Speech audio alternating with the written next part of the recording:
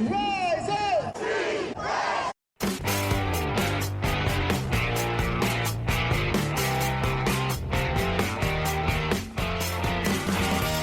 This is the Rise Up See Red podcast, all about the Arizona Cardinals and the NFL, featuring insider and outsider perspectives. Enjoy the best hour of Cardinals talk on the web. Now here are your hosts, Jess Root and Seth Cox.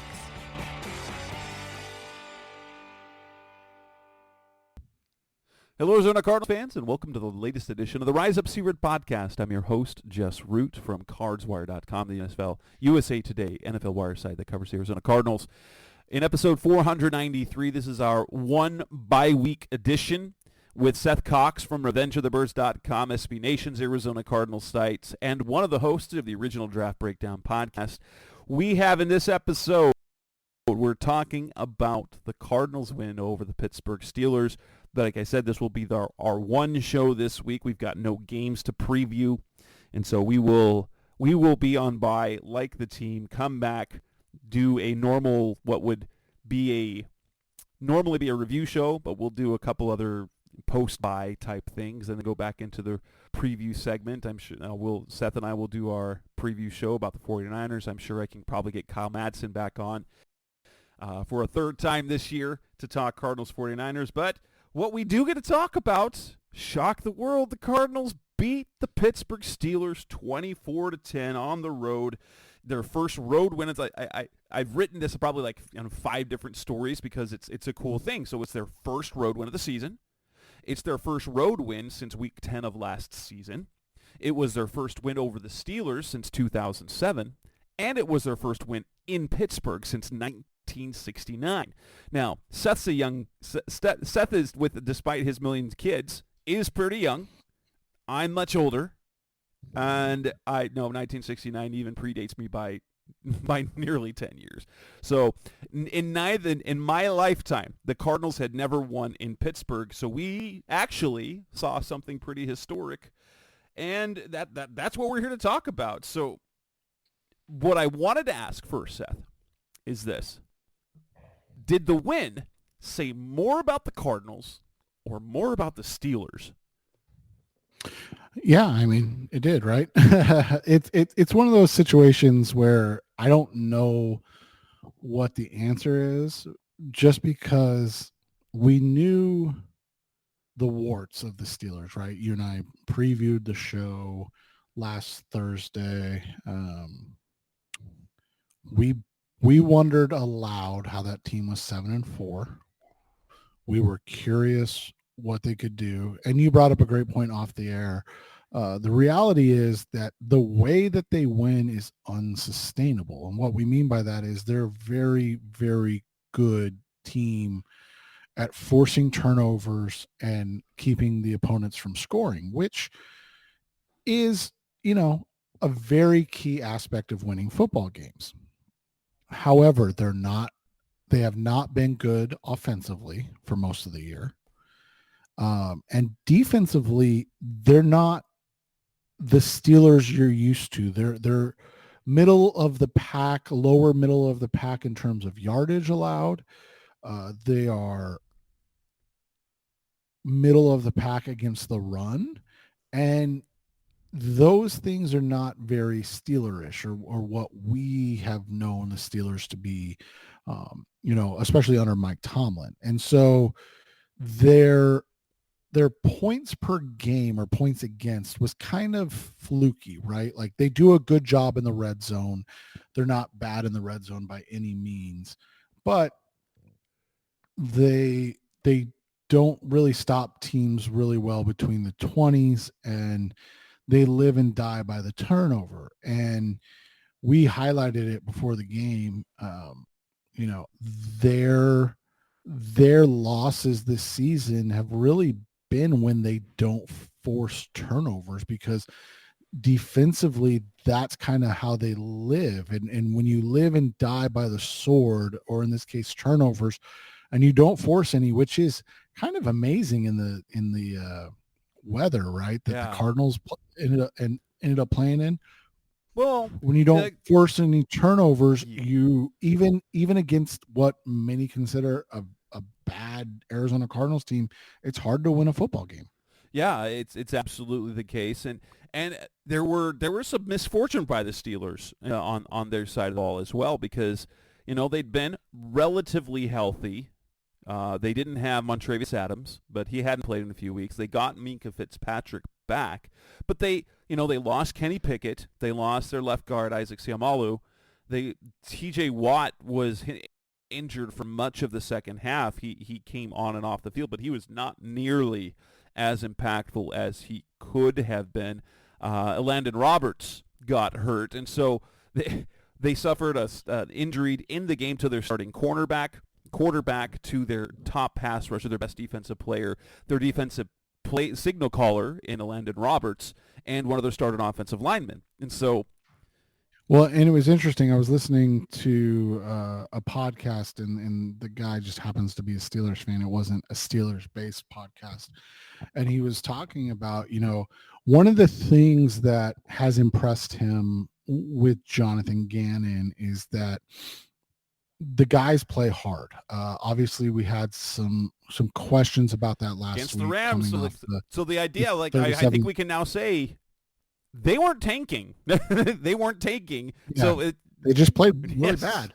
But you look at it, and he was highlighting the fact that this game really swung not on the Pickett injury, but on the Landon Roberts injury. And as soon as that happened, the Cardinals, whether it's Gannon, Drew Petzing, but they started being able to run the ball, but they just ate the Steelers alive over the middle of the field with Trey McBride. And you saw that come out all of a sudden. And Landon Roberts left, and they were able to go down and score right before the half. And, that seemed like such an important point of the game, because obviously, it gave the Cardinals the 10-3 lead at the half. And then, there were a couple, questionable calls and for them to come back and get the ball or get the touchdown to McBride and win in that way, or get, ahead in that way. It was a huge deal, right? And then they come out and they've got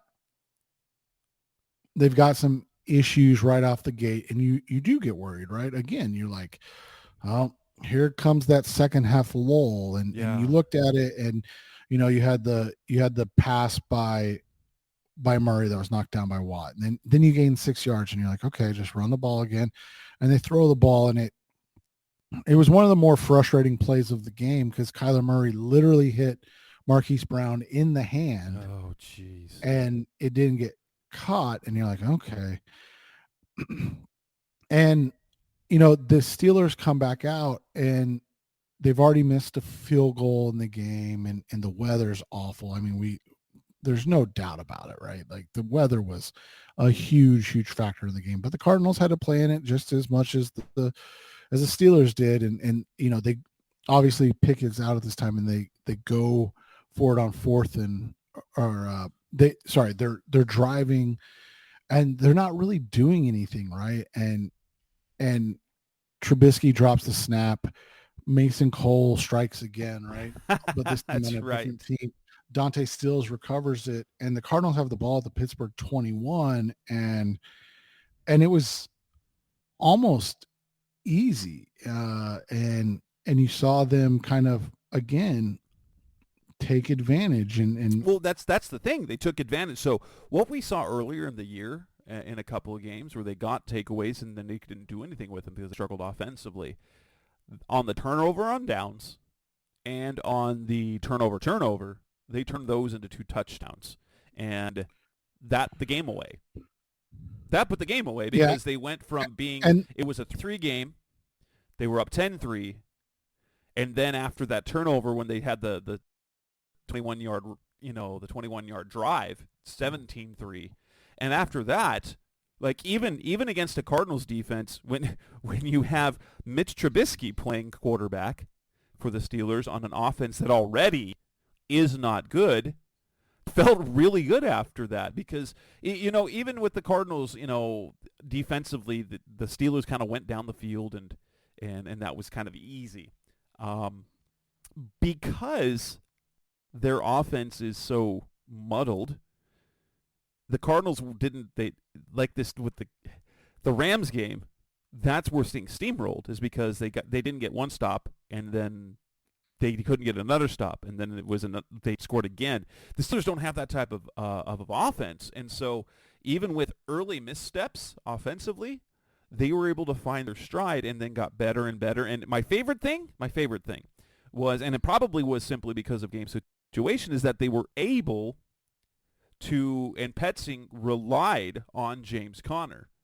They kept going him, and it wasn't until the fourth, like, he had a very inefficient game until the fourth quarter.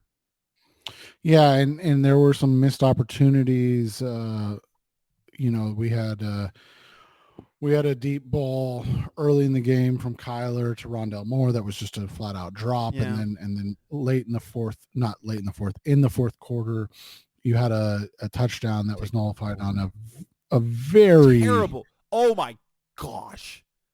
That holding call. Okay, like if you like Diego, my son, came back, showed it to me a few times. So you could see, yeah, it was by definition a hold, but it happened nowhere near where Kyler was. So now the stupid offensive lineman, you're the guy you were blocking was nowhere near the play. So why? But and then we have to say this. As much as we liked Patrick Peterson during his time here, it's really easy to root against him as a Cardinals fan because of how he has talked about the Cardinals and the way he talks himself up. Oh, two different things. So that play when Connor literally stiff arms him like a rag doll out of bounds on one run, and to have Rondell Moore totally beat him in the end zone for the non-touchdown was good to see from a Cardinals fan. Yeah, we want to see Patrick eventually in the league, in the Ring of Honor and all that fun stuff. But in the meantime, since he apparently has a bone to pick with the organization still, hey Pat, I know you're not listening to this show, but how'd that feel? How'd that feel get it tossed by James Conner? Right, and it's just one of those situations where they did a great job, taking advantage of those, like you said, those mistakes by the Steelers. They didn't make any mistakes, and it was interesting because some of the biggest mistakes were by like their biggest players. I mean, Miles Killebrew is just a special teams ace, but like he's a very, very good special teams player, and he had 3 major penalties for the Steelers, and like it's crazy to think that a guy like that who's been so good in Pittsburgh as a special teams guy could negatively impact the game for the Steelers, because he's a guy that is truly one of the better special teams guys in the NFL. And he was, 3 penalties, but his last one setting up the final touchdown drive, where they're backed up at the 9. Presley Harvin gets off a decent punt. Greg Dortch only gets a 7-yard return, but a 15-yard penalty takes it. So instead of being at the 48, the Cardinals get the ball at the 33. So, 2 of their scoring drives totaled 54 yards, but again, you can't do anything about that. Like you, as the team that's typically giving the other team a short field, it was great to see them take advantage of it and, to come back. And then I thought, one of the most impressive drives of the game was they got the ball back with 4:25 and they had to end things, and they just leaned on James Conner, and he that was so sure as hell ended them. That was fantastic. It was, some interesting facts is that the Cardinals on the road previous to their game in Pittsburgh had not scored more than 16 points in any road game. They did that twice. They did that in Washington. They did that in San Francisco. And they had averaged 11.2 points a game on the road. They scored 24. And they did it by not reaching 300 yards. So the offensive numbers for the Cardinals ended up like if you're looking at defensive stats for the Steelers, were absolutely backwards because the Steelers are a team that give up yards and not points.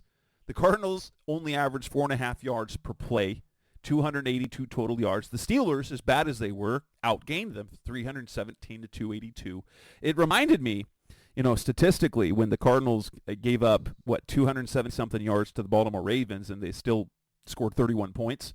This was one of those type of games because their offense, it really came down to the one drive. It was the 99-yard drive that was the difference maker because every other drive was hard.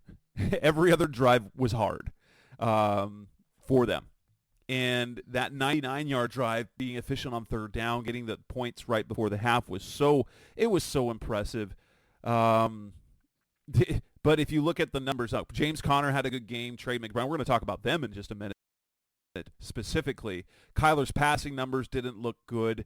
He only had 13 completions, and 11 of them went to tight ends. And so they had the receivers combined for 2 catches for 25 yards. Dortch had a 19-yarder. Rondale Moore had a 6-yarder. Now, granted, the touchdown throw would have made things look nicer if had O'Donnell not gotten called for the hold. You look on the defensive side of the ball, they didn't get any sacks. That's the second week in a row, no sacks. And so the pressure that they were, and analytically you talked about it. They're terrible at getting pressure, but they were good at getting sacks. They're not doing that even anymore.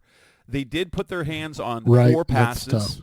Yeah, and they did hit the quarterbacks 5 times, but they are like the pressure that with the sack numbers they were doing without general pressure.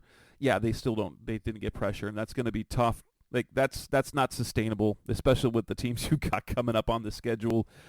Yeah, you're not going to be able to do that against the Eagles or the 49ers and find any sort of success. Now, maybe against the Bears and maybe against the Seahawks. Maybe by week 18. We'll see about that. But, they were great on third down, 10 of 17, which was uncharacteristic of this team.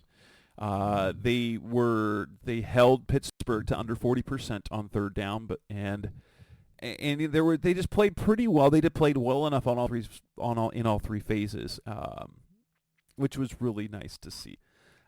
The win didn't make any sense, just like the win over the Cowboys. So this is their 2 best games, like their 2 most dominant games, came against teams going into which would had top 5 defenses in the NFL this year. That makes absolutely no sense at all, does it? No, it doesn't. But that's the NFL for you, man. I mean, there's a lot of games that just don't make a lot of sense, and we saw those unfold in front of us. But it's interesting because the one thing that I've kind of paid attention to is that the Cardinals, they're only averaging a little over 1 point more a game with Kyler back in the fold, and I think a lot of that just has to do with the fact that they just don't have a ton of talent on offense, but they're averaging 4 less points per game allowed. And even after the debacle of LA, that's really impressive. Yeah. And it kind of speaks to their ability, to control the game a little bit more. When it comes down to, what it comes down to, it's protecting the football. The Cardinals released some of the facts, but this is the kind of the money stat. Kyler hasn't been, we're going to talk about Kyler, but say what you will about Kyler and how he's looked in the passing game. The Cardinals, they had lost 6 straight before Kyler came back. But in their previous 5 games before Kyler came back, they turned the ball over 10 times. Since Kyler's been back, in 4 games, they've only turned it over twice, and they're a +3 in those 4 games. If there's anything that you look at that, you can wonder. There's no reason.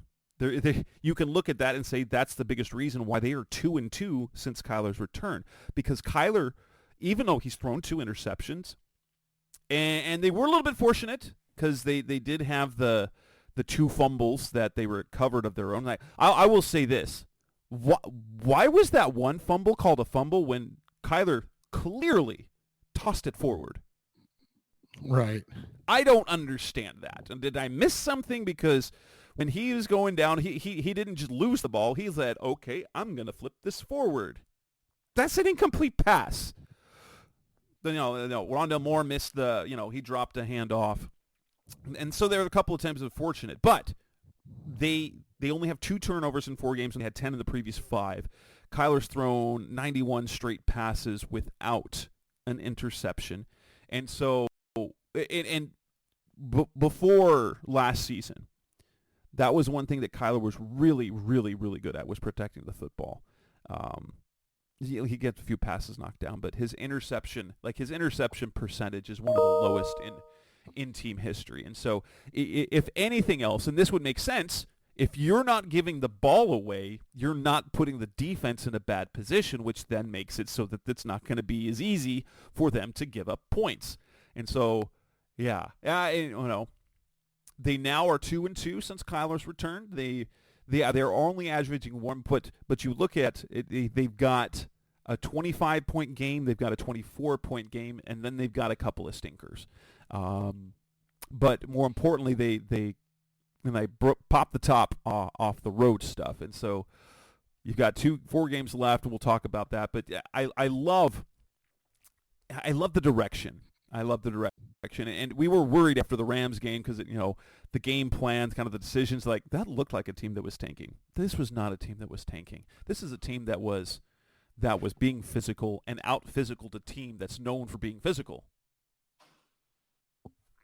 Right, and that's just what we had hoped and expected to see from this team. And you can see the vision, and you add a little bit more talent to some places, and you'll see the offense start to click a little more and the defense be able to control games. But right now they just haven't been able to do so and on a consistent basis. But twice this season they've been able to do it, and once this season they've made they were carried by Kyler to win a game. And so those things not too bad, right? Yeah, it's not bad. Not with the talent on the roster, at least. Jeez, absolutely. Coming up next on the Rise of Sierra podcast, Best of Cardinals Talk. Let's move on and talk about the 2 stars. The 2 stars of the game, James Conner and Trey McBride. What did we love about that game? That's coming up next on Rise of Sierra.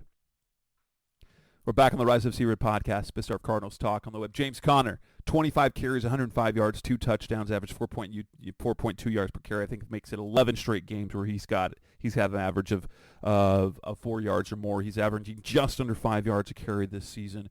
He's got, I think, 1 fewer, he's second or third in the NFL in runs of 20 yards or more. So he's continuing what he was doing in terms of his effectiveness and his efficiency as a runner and his explosiveness the last 2 years.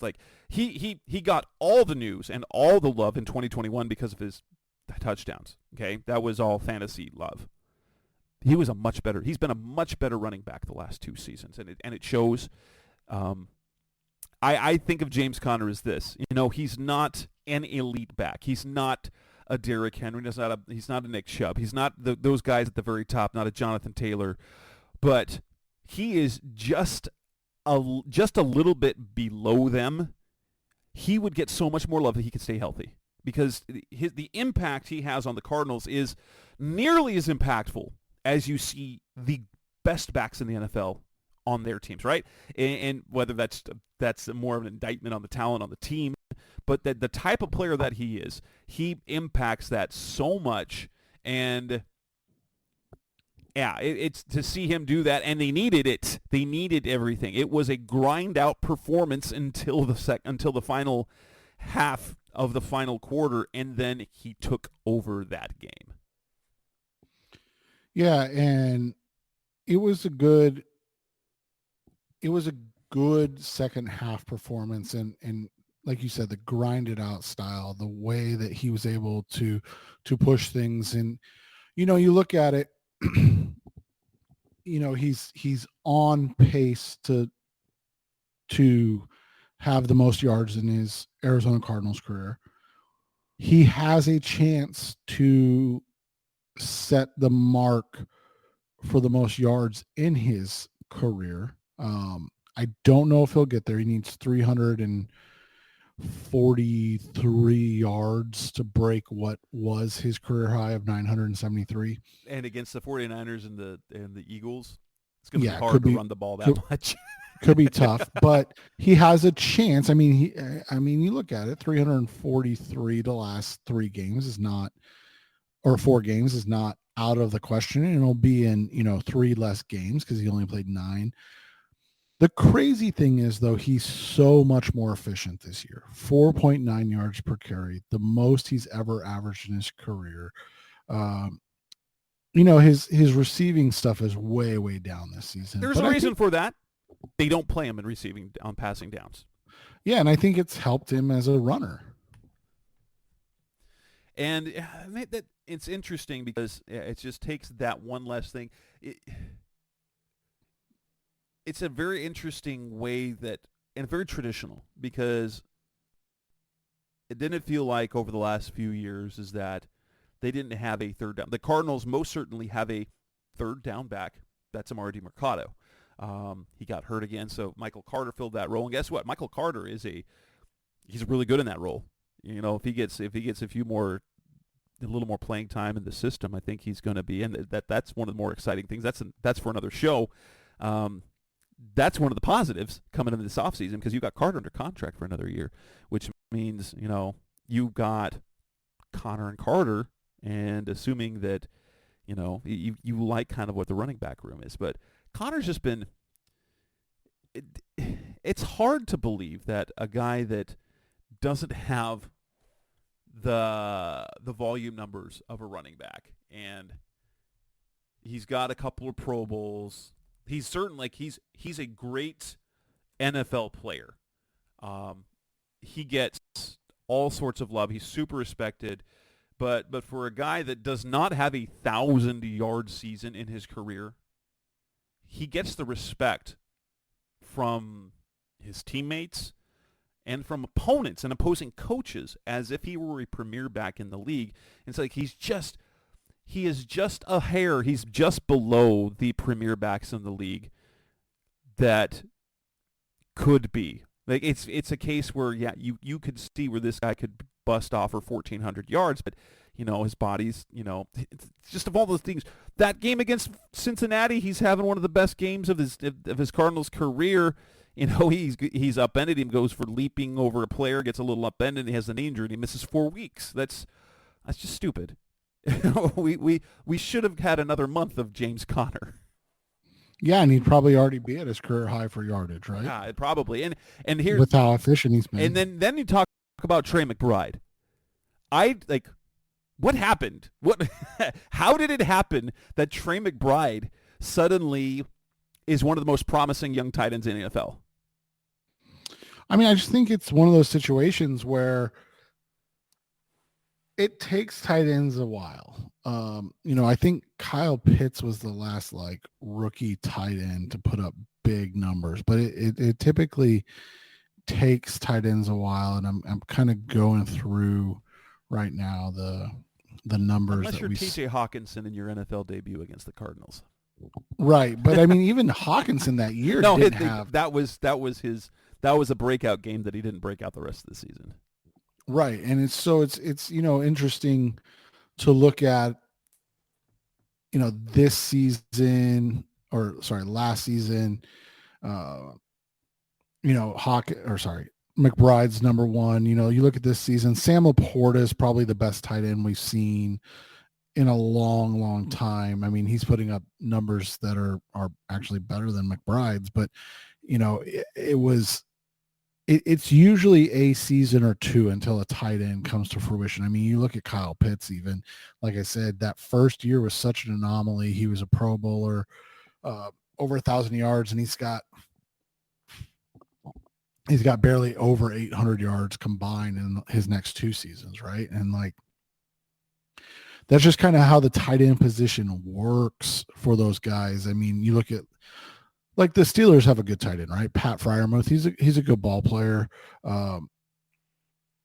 he had 497 yards and 7 touchdowns. Now, to be fair, he's playing with Kenny Pickett, who's probably not good. And in the Matt Canada offense until last week. Yeah, and so like we have to take those things with a grain of salt, but he's been good. I mean, but McBride's breakout has been really fun to watch. And you look at McBride and Brown and Wilson, and none of their numbers are eye-popping by any means, but you look at what they have done separately, and you kind of look at what they could potentially do together if you were able to get like a big alpha out there with them. Yeah. And it would just really create a dynamic offensive set. And so you just look at that and you go, okay, let's see how that looks. But, you know, until everybody's healthy, until everybody until everybody can play at full speed, I think you're going to continue to see it be the Trey McBride show with a little Elijah Higgins and Jeff Swaim mixed in there. Yeah, and it's interesting. He was a mess last year as a rookie. Even late in the year when he was filling in for Zach Ertz after he tore his ACL. Even there were flashes, and it feels like that the team finally found that they could trust him. They could trust him in the pass game. And you and I were talking this before the show. When he came out of college, I think everyone pegged him as being able to be a productive pass catcher in the league, right? Isn't that how it felt? That's what he did. Yeah. But the Cardinals, as a rookie, kept banging the drum that, you know, he wasn't so much a Zach Ertz as he was a Max Williams. And Max Williams, while he has receiving talent, was never a productive receiver, that he was more of a two-way. And in fairness, McBride is a willing blocker. He's just made mistakes over the first 2 years of his career. But it feels like as a rookie, they were, whether it was simply because they had Zach Ertz that they wanted to feature, that they were trying to put him in a role that didn't suit him. And now that Ertz got hurt and subsequently was released because McBride emerged and Ertz was like, hey, just, you know, if you're going to bench me, let me play for a good team. And then McBride is finally in that role, like, okay, you are our top tight end, so you are going to do some blocking, and we're going to target you in the passing game. And it's just been, you know, he already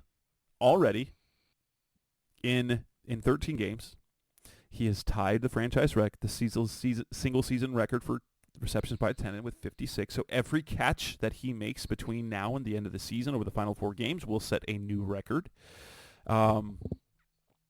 He has over 600 yards, which is there's only one. He's got 610 receiving yards. There's only been one tight end in franchise history that has had any season of more than what Trey McBride has, and that was Jackie Smith, who's in the Hall of Fame. He has 6 seasons that have more than McBride, but nobody else. He is number 7 with 1 through 6 ball being Jackie Smith. You know, over the last 4 games, you look at what he's done over the last few weeks, and you think 800 or 900 yards is, well, even if he gets 201 yards more between now and, so, you know, averaging 75, averaging just over 50 a game, he will have the second most receiving yards by a tight end in franchise history.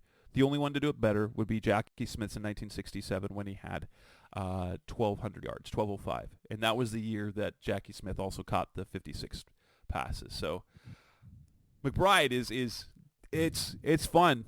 You know, you remember all the tight ends, whether it was Rob Hausler or Troy Nicholas, I think, or Ricky Seals-Jones, or any number of the other, Dan Arnold. The Cardinals haven't had a good tight end. They had Rob Hausler. Freddie Jones was the closest thing, but he wasn't like a homegrown one. They signed him in free agency. They haven't had an impact tight end since Jay Novacek, and and most of y'all probably aren't old enough to remember who Jay Novacek is. I don't think Seth's old enough to remember Jay Novacek. I mean, I remember him for the Cowboys. yeah, he started with the Cardinals, and he was pretty good for the Cardinals, and yeah. So it appears, knock on wood, that he stays healthy. I think the Cardinals have just found their tight end. Whether I'm not gonna say that he's gonna be a premier tight end in this league, but like they found their guy. Like he is to the Cardinals in terms of role and like he's being here. He's the George Kittle. Greg Kittle's baseball from the 80s. Sorry, guys. Greg Olson. Greg Olson, Travis Kelce, those guys. And I'm not saying he's going to reach that level, or Zach Ertz when he was with the Eagles. He's not even necessarily at the reach, but you know who the Cardinals tight end is, and he's a legitimate receiving threat. Yeah, and you look at it, I was just going back. He's on pace for a similar second season to what Hawkinson had, right? Like that's a huge deal. I don't think people realize that. Hawk had, you joked about it, 6 catches for 131 yards against the Cardinals in the first game of the season, and he finished with 32 receptions for 367 yards on the season. So that's not taking out the Cardinals game. That's just what he had for the rest of the season. But his second season, 67 for 723 and 6 touchdowns. Outside of the touchdowns, maybe McBride should surpass all of those, right? So you're looking at it, you're talking about one of the gold standards of tight ends in the NFL. He's on pace to do something similar to that. Now, I think expecting him to ever be in the realm of a guy like a Travis Kelce or that ilk might be too high, and he probably won't even have a season because it just doesn't happen very often, like a Mark Andrews had in 2021, where he had almost 1,400 yards and 10 touchdowns. But like if he's consistently in the 700 to 900 yard that's fantastic, and 8 to 10 touchdowns, you're talking about a premier tight end that you're going to be able to also pay. And that's the thing that we always talk about, right? Like, can these guys get to a second contract? And obviously it's super early. It's just season 2, but I mean, he's on pace for that. And you go back and like I said, 2018, you have Mark Andrews and Dallas Goedert. He's on pace for similar to that, like those two guys. 2019, you've got Hawkinson. I already, laid that out. He's ahead of even like a Noah Fant, who was a first round pick, right? Like he's ahead of what Fant was doing in Denver. Now, again, you can look at the team and kind of judge on that, but and he's ahead of Cole Kmet, who was the top tight end in 2020. 2021, you've got a really bad class or a guy that hasn't worked out as well as you'd hope in Kyle Pitts. And then 22, McBride's, kind of headlining the tight end crew. And there's not a bad group there with Cade Otton and Jake Ferguson playing well, but McBride's number 1 on that list right now in terms of yardage. And so you look at it, yeah, okay, maybe he doesn't end up being, Travis Kelce or doesn't get to the heights of a George Kittle. But if you're talking about a guy that can have a similar, and maybe he doesn't get as big as what the best years of a guy like TJ Hawkinson or Mark Andrews, but he's in that conversation year in and year out. I think you've got to be super excited about what he provides and what he'll be as a player. Jason Witten. Yeah. I like that. Now, maybe not for the length of time. Right. And Witten even had 4,000-yard seasons, but he had 1, 2, like if we're taking the 1,000 CR seasons, he had 1, 2, 3, 4, 5, 6, 7, 8. 8 seasons where he had 7 in the 700 to 900 range. And that's what you're looking for. I mean, that if that's what you get from a guy, you are 100% like, that's a huge win. Like, that's, if he doesn't reach the apex of, being a all pro, there's nothing wrong with that. But if he's a Pro Bowl level tight end, like, that's a huge, sometimes huge Pro win. Bowler would be ideal. Right. Because, with some of the tight ends that there are in the NFL, it's hard to crack that. But if he can be a sometimes Pro Bowler, you've got, how many tight ends the Cardinals have had in the Pro Bowl? Yeah, right. Exactly. Not a single one in my lifetime. Right.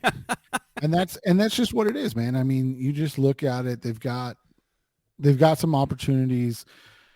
They have some pieces that you have to be excited about. Yeah. And that's just the big thing. You just hope that they're able, with what Monty Ossenfort did in his first season as the GM, you're hopeful that it's going to continue on the upward trend. Coming up next on the Rise Up Red podcast, Mr. Cardinals Talk on the Web, let's talk a little bit about Kyler Murray's play specifically, even though it was not a statistically good game. That's coming up next on Rise Up Red. We're back on the Rise Up Red podcast, Mr. Cardinals Talk on the Web. Kyler Murray and his play. Statistically, if you looked at the line, you're like, eh.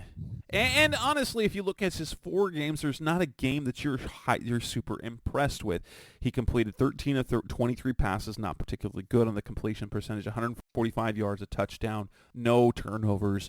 He had 9 carries for 20 yards, granted 3 of those. So if you take away the kneel downs, he had 6 carries for 23 yards. He didn't have a rushing touchdown, passer rating just a tick under 90 at 89.9, so nothing special. I will say this. I saw in that game, so Houston, I loved what he did against Atlanta. I loved it. I thought that was full Kyler on display. In Houston, he had some bad throws, as in what happened with that throw. Against the Rams, it was not what happens. Like, why are you throwing that ball? We questioned his decision making. He looked not good last week. Against the Steelers, I know that it was a little bit off at the beginning, but you look at the overall performance, ignore the statistics.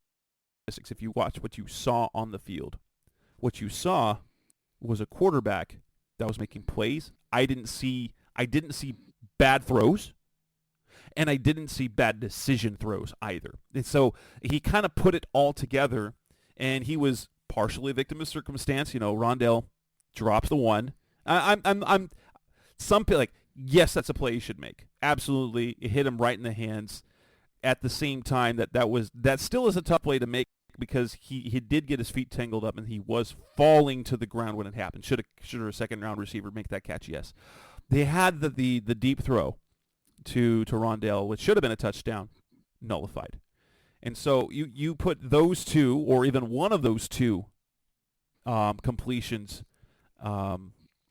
back on the books with the yards, you have a much more impressive game in the passing game. I was thoroughly impressed with the way Kyler played. I thought that he made good decisions with his throws. He threw some absolute dots down the field, and even though his numbers were bad, I was really happy with the way Kyler played in tough circumstances, because he's not one who likes to play in adverse conditions when it comes to like wet and rain and stuff like that. Yeah, and I thought this was one of the, this is a grinded out game, and you get those, as things go. And that's what's always interesting to me, is how people respond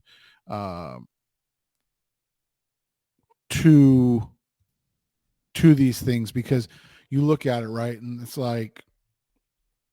like you go through the wins and the losses and things like that, and you say, would you rather have a game, we went back a couple weeks and going back and you say, hey, would you rather have him go 13 for 27 for 199 yards, 2 touchdowns and an interception in a win, or would you rather him go, you know, uh, 20, 26 for 36 for 304 yards and 2 touchdowns and a loss?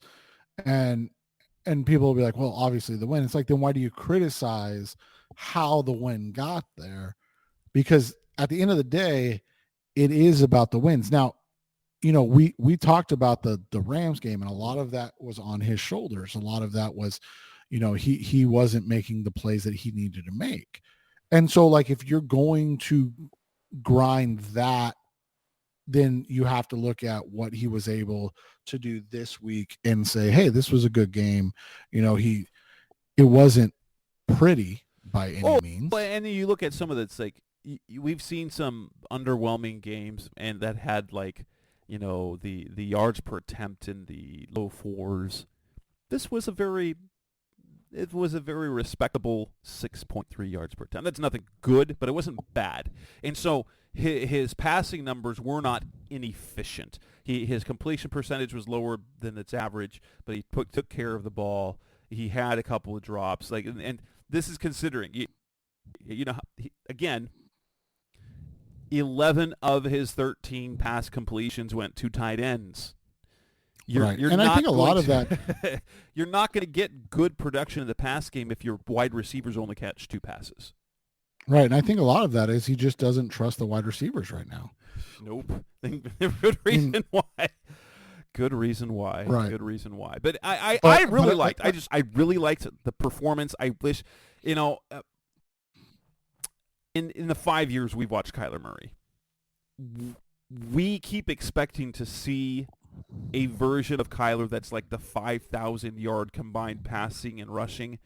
We haven't quite gotten that because he has a lot of games that he impacts in other ways without being super productive as a passer, as a volume passer. And I wish he would do volume passing numbers as well, because then it would kind of close the mouths of the people who look at him and say he's not a good quarterback. I'm like, how can you look at him and think he's not a good quarterback? Because we've seen bad quarterback play. We've seen bad quarterback play this year where the player's best isn't even this good. Right. And that's just what you have to look at. And, it's always interesting to me because that's kind of how things go, right? You have people want all of it. They want the high level of statistics. They want the Patrick Mahomes passing numbers with the Lamar Jackson rushing numbers.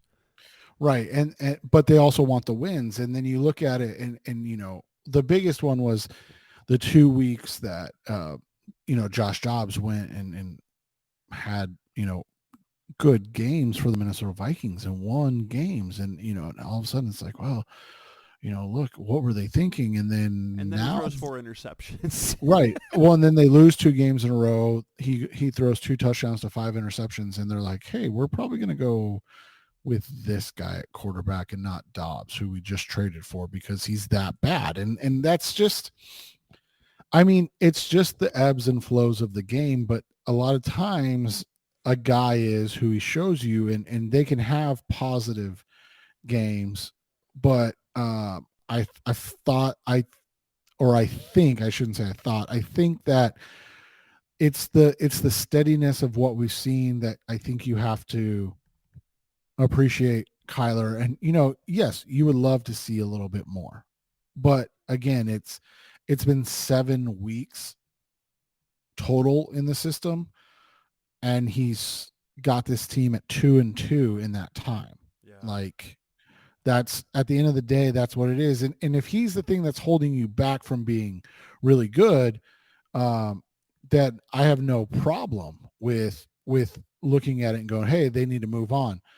But at the same time, he's doubled your win total in half the amount of games. Like, so to say that, because remember, every week we were jokingly saying, oh, well, this will be a get right game for this team. And now it's like, oh, well, apparently with Kyler, it's not a guaranteed get right, because he can keep this team in a game and make plays. Yeah, it's good to see. I desperately want him to have a big passing game. We haven't seen because Well, you and I want. mean, It's not going to happen against the 49ers. Right. I was going to say that's the biggest thing is you're going to have to wait another week or 2 weeks technically. Yeah. So you got San Francisco, you've got Chicago, then you've got Philadelphia, and then you've got the Eagles. I'm sorry, then you've got the Seahawks to end the season. But that's a topic for another show. Coming in next on the Rest of Seared podcast, the best of our Cardinals talk on the web. We're back to this. Should the Cardinals be winning games? Was that win good for them? That's coming up next on Rise of Seared. We're back on the Rise of Seared podcast, best of Cardinals talk on the web. The Cardinals improved to 3-10 on the season. They now are number 3 in the NFL draft order. I have been on the record with you try to win. You don't actively tank, and I know that there's some. I think it's more when you need a quarterback, but obviously draft status matters.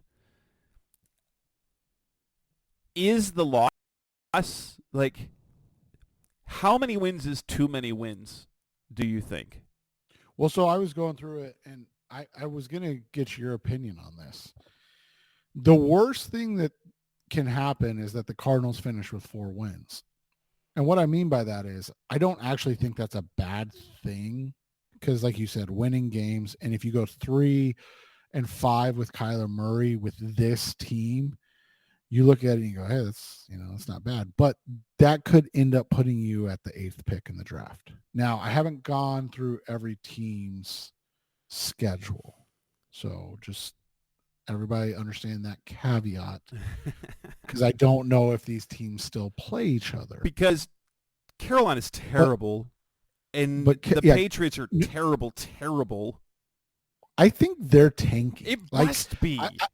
I feel like Belichick is that good that he's like, hey, look, we've given up. I mean, did you see that crazy statistic? Like they gave up a stupid low number of points and they won 0 games in November. They lost 6-0. Right. And it's like, is this guy doing this on purpose? Because he's crazy enough to do it on purpose, if we're being completely honest. But so you look at who's below them. Washington. I don't know if Washington's winning another game. Chicago, obviously, that's a big head-to-head between the Cardinals and Bears. The Jets, the Giants, and the Titans. Don't know if any of those teams are winning a game. If the Cardinals beat the Bears, and again, I have not fact-checked this, so take this for what it's worth. If the Cardinals beat the Bears and all those teams lose out, which is 100% possible unless they somehow play each other, and the Cardinals' strength of schedule is way too good. They're going to pick 8th. So beating the Bears literally could mean the difference between the Cardinals picking 3rd and 8th. And I know when we're all talking about Marvin Harrison Jr., that's tough because I think there are so many fans that are dead set on Harrison, and he's now here's what I'll say about that. And I agree. I think he's the cat's meow. I think he's the best player in the draft, hands down. Better than Caleb Williams, better than Drake May. I think he's the best player in the draft. He's the closest thing to Megatron that we've seen coming out of college in forever. Like he's a phenom.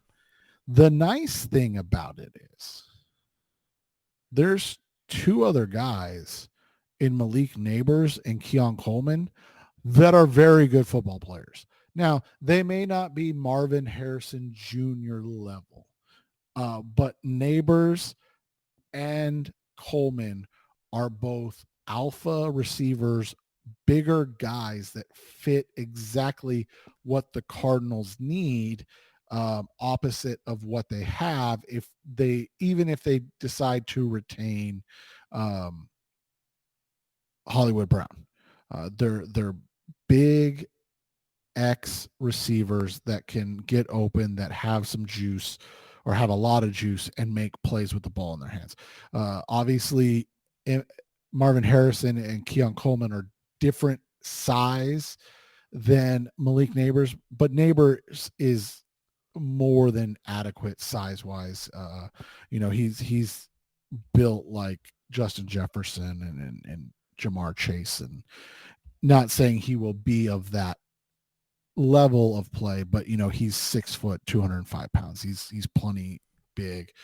The difference is you have Marvin Harrison Jr., who's I think 6'3", and Keon Coleman, who's 6'4", and then they're also, incredible talents. Well, it's Harrison. Well, you've got the size, you got the athleticism, and then you've got the bloodlines because my goodness. Right. And so I don't, I don't know how many of you who listen remember seeing Marvin Harrison, and I think he's a different mentality, but Marvin Harrison was also one of the scariest dudes on the football field. Yeah. And so you just look at it, it's, it will stink to see that happen, but that here's drop happen. But if they want him badly enough, they have a second first-round pick in that round. Right. They can 100%. Like if they think, which he is that much of a game changer, then you can go get him. But I don't think the drop. Now, again, I'm not taking away anything from Harrison. I truly do think he is the best player in this draft. But I think in most drafts, Malik Neighbors and Keon Coleman are legitimate top 10 picks. So it just happens that it's the year that there's a true freak or a true generational talent, if you will. But Coleman could be a Mike Evans type of player. And Neighbors could be a guy like a Justin Jefferson level. And so those things, I think have to weigh in on that, where you're saying like, yeah, everybody would love to get Marvin Harrison Jr., but is Marvin Harrison Jr. worth losing that, 18th pick where you could get a right tackle or an edge rusher or an interior defensive lineman? Again, best player in the draft by far, but I don't know if I would do that. So that's where I would be if you're dead set on receiver. And we haven't even talked about some other guys like Rome Odunze, who's a freak of nature out of Washington. And then the kid out of Texas, Adonai Mitchell and Xavier Worthy. And then the kid out of South Carolina is a freaking bully. Xavier Leggett. Like he's the type of guy this team needs. He's more of the Anquan Bolden type, but I don't think anybody would complain about that, right? No, and the guys, this is why you should be listening to Seth's podcast, because that's how you'll know about these guys. Listen to Seth's podcast. And hopefully Justin's been having some he's in law school right now, so it's been a long last couple of weeks for him while he's getting through finals. So hopefully we'll be picking back up here shortly. And there's time. There's lots of time before the draft. Yeah. So, but yeah, I think you would agree with me. You just look at it and you obviously the ideal thing is you get the best player in the draft. Every year that's your goal. But I thought Will Anderson was the best player in this last draft, and I was fine with the trade down. Yeah. Would Will Anderson improve this defense? 1,000%. Especially right now, because he's now producing, and it's that time of the year, and he's getting to the quarterback, and this is the time the Cardinals are not getting to the quarterback at all. Right. And so you look at it, obviously you'd love to have a player of that ilk right now, but at the end of the day, like Paris Johnson Jr. looks like he's going to be a very good right tackle or offensive lineman in this league. And you've got guys that you can surround him with. And now you've got 2 picks in a draft. So maybe you don't get a level of Will Anderson, but you end up getting a guy, like a Jared Verse, like a Chop Robinson, if you go that route, or a Braylon Trice or a JT Tuamolo. Like there are definitely upside and options available, and that is what excites you. Yeah, it may not be the best player in the draft like you could have had if you would have went 3 and 14, but I don't think anybody's going to lament going 3 and 5 with your starting quarterback after going 1 and 8. And what was their actual record? 1 and 13 without him the last 2 seasons. Yeah. So I mean, again, to Jess's point, you need to win games because at the end of the day, that is important. And that's what this franchise needs. And it's becoming more and more apparent that Kyler will be the guy in 2024. We've spelled out the reasons on this podcast enough times. You don't need us to do it again, but he'll be the guy in 2024. And you want that feeling that they are going in the right direction with everybody involved. And I think that would be a big, big thing. And with that, we will end this edition of the Rise Up C-Red podcast, the best hour of Cardinals talk on the web, episode 493, our bye-week edition. We will come back next week after take more. The Cardinals got the week off. We're going to take the rest of the week off ourselves. We'll be back recording Tuesday night next week. We won't have a game to talk about, but we'll have stuff to talk about for sure. That's Seth Cox. I'm Jess Root. See you guys again next week. Thanks for listening. Thanks for listening to the latest edition of the Rise Up C-Red podcast. Listen to previous episodes and subscribe to the show on Apple Podcasts, Stitcher Radio, Audioboom, or many other podcast platforms so shows are delivered directly to your mobile device. Please give the show a 5-star rating and always support the sponsors who support the show. We'll be back soon for the best hour of Cardinals talk on the web. Rise Up Red C, Be Red C-Red, and of course, Rise Up C-Red.